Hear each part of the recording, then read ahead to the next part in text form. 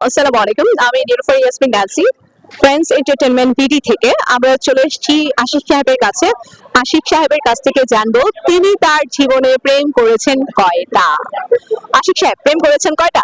আম, একটা করছিলাম, তাও অনেক আগে বিয়ে হয়ে গেছে। যাই যাই হোক, এটা আর এখন বলে লাভ নাই।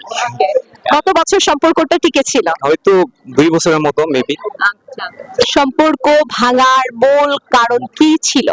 হয়তো বয়স দুজনেরই কম ছিল, বুঝতে পারি নাই কি করা উচিত, এর জন্যই ভেঙে গেছিল। আপনার উপদেশ কি দর্শকের কাছে, লাইক দ্যাট সেম বয়সে রিলেশনে যাওয়া উচিত কিনা? সেম বয়সে যাওয়া উচিত। আমার সেম বয়স ছিল না, উনি ছোট ছিল, আমি বুঝাইতে পারিনি। আচ্ছা, ইম্যাচিউর ছিল। ম্যাচিউর ছিল না। ওকে ওকে।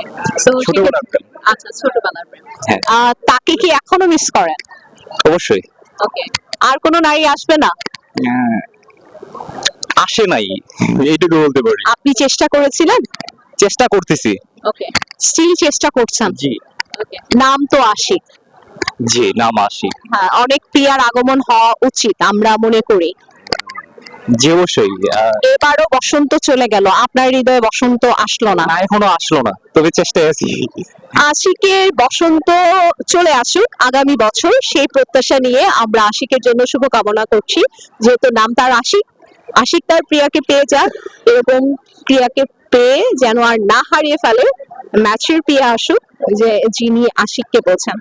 শুভকামনা আশিকের জন্য। আসসালামু আলাইকুম।